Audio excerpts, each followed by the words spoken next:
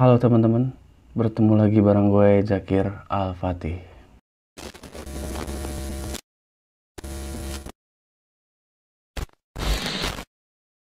Kali ini gue bakal bacain sebuah cerita misteri yang sumbernya dari Kaskus.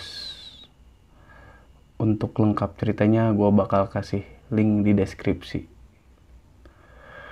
Oke, judul ceritanya adalah Penghuni Apartemen. Namaku Hanif. Aku tinggal seorang diri di sebuah apartemen di segitiga emas Jakarta, atau orang bilang jantung kota Jakarta.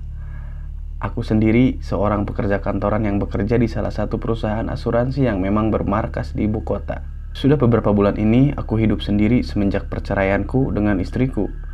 Karena kami belum mempunyai anak, jadi aku bisa langsung terlepas dari ikatan hubungan ini. Kami jadi tak pernah bertemu lagi dan bahkan tak saling kenal lagi. Sementara di apartemen, aku dibantu seorang asisten rumah tangga. Namanya Bu Umi. Dia asli warga sekitaran apartemenku. Karena apartemen bertingkatku ini berbatasan langsung dengan pemukiman padat penduduk khas Jakarta. Bu Umi ini tak menetap di apartemenku. Dia punya jam kerja sendiri yang sudah aku atur. Ketika aku hendak berangkat bekerja, dia datang dan membereskan rumah sampai sore. Sedangkan aku pulang dari kantor sekitar selesai maghrib atau bisa lebih malam lagi. Dan sesampainya di apartemen, semuanya sudah beres dan bersih berkat kerja Bu Umi. Jadi aku langsung bersantai dan istirahat. Oh iya, aku juga memberikan Bu Umi kunci cadangan kalau nanti dia butuh. Lagi pula aku percaya dengannya. Pada suatu hari, aku hampir saja terlambat berangkat ke kantor. Tapi karena Bu Umi datang dan mengetuk pintu, aku jadi terbangun dan segera bersiap bekerja. Sedangkan Bu Umi melakukan yang biasa ia lakukan setiap pagi. Setiap pagi hari, aku menyempatkan diri untuk sarapan di penjual bubur depan apartemen. Tapi karena pagi ini aku terlambat, aku benar-benar tak ada waktu untuk itu. Bisa sampai kantor tepat waktu pun sudah bersyukur. Singkat cerita, aku sampai di kantor dengan mobil sederhanaku, bekerja seperti biasa, bertemu banyak teman dan lainnya yang biasanya dilakukan pegawai pada umumnya. Waktu berjalan begitu cepat ketika aku di kantor. Tak terasa setelah hampir seharian bekerja dan 2 kali istirahat, tibalah aku di ujung hari. Sekitar pukul 6 sore, aku keluar kantor menuju mobilku dan mulai mengemudi pulang. Sebenarnya pulang di waktu maghrib seperti ini adalah hal yang aku benci, karena jalanan selalu macet di jam-jam ini. Padahal kalau tidak macet, perjalanannya tak akan memakan waktu lebih dari 15 menit. Karena macet, perjalananku yang sebenarnya dekat ini pun memakan waktu 40 menit. Aku sampai dan memarkirkan mobilku di basement, kemudian berjalan ke lift untuk naik ke lantai 9 di mana aku tinggal. Aku sendiri di dalam lift dan sampai di lorong pun aku sendiri. Lorong begitu sepi dan hening. Hanya ada aku dan suara langkahku. Ditambah suara kunci yang berputar di lubang pintu. Aku segera masuk dan langsung mengambil segelas air di dapur, kemudian meminumnya. Namun ada yang janggal saat maghrib itu. Aku lihat Bu Umi belum pulang dan sedang menyetrika di salah satu kamar kosong di apartemenku. Karena pintunya dibuka, aku jadi bisa melihatnya. Aku pun mendekat dan bermaksud menyapanya. Waktu itu, Bu Umi posisinya membelakangiku.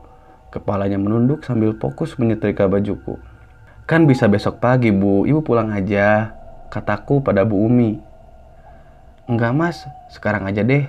Lagi males pulang cepat, jawab Bu Umi.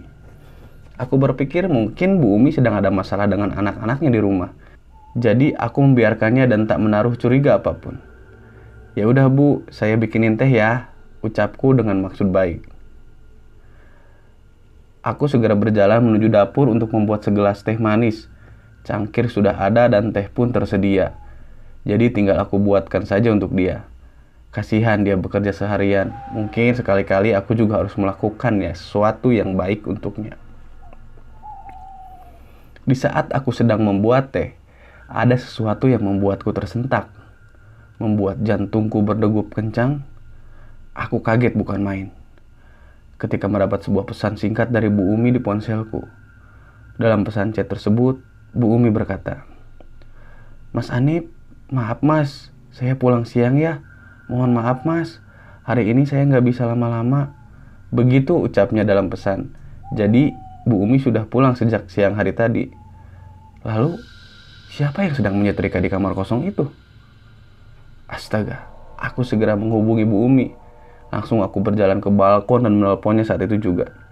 Untungnya responnya cepat. Bu Umi langsung menjawab teleponnya. "Bu, kenapa ibu?" tanyaku dengan nada ketakutan. "Mas, maaf, saya pulang lebih awal tadi. Nanti deh besok saya ceritain. Ada yang gak beres di apartemen mas," ucapnya dengan nada yang sama takutnya denganku. Aku pun langsung menutup telepon itu karena tak ada yang perlu aku ketahui lagi. Semua sudah jelas. Orang yang sedang menyetrika itu bukan Bu Umi. Aku pun menyimpan ponsel di saku dan berjalan masuk. Dengan memberanikan diri, aku berjalan menuju kamar kosong itu. Aku ingin memastikan siapa yang ada di sana. Firasatku tidak enak, sangat buruk. Saat sampai di depan pintu kamar, sosok itu masih di sana, persis menyerupai Bu Umi dari belakang. Aku juga lupa belum melihat wajahnya. Dari depan pintu aku perhatikan sosok itu. Sosok yang masih saja menyetrika baju yang sama. "Maaf, kamu siapa? Bu Umi udah pulang. Kok bisa di sini?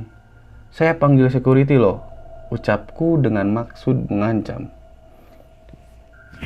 Yang membuatku bergidik adalah ketika sosok itu tertawa cekikikan sebelum menjawab.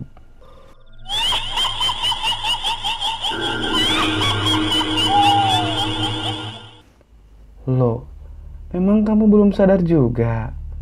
tanya sosok itu sambil terus menyetrika. "Hayo, aku ini siapa?" tanya sosok itu lagi. Aku ketakutan setengah mati. Badanku bergetar hebat.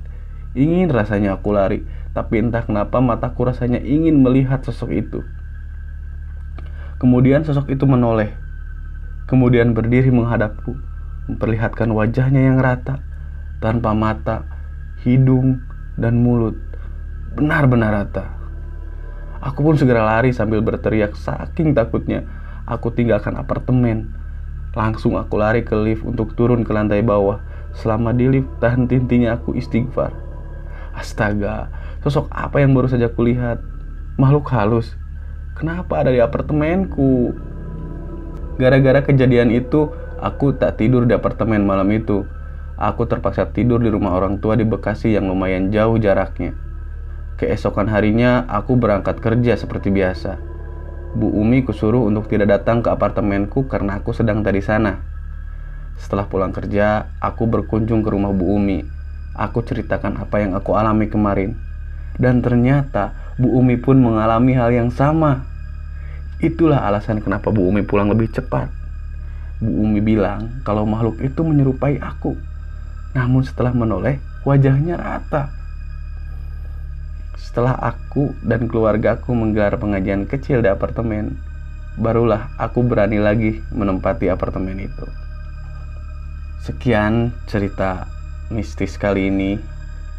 Untuk teman-teman yang mau membaca ceritanya langsung, saya sertakan linknya di deskripsi.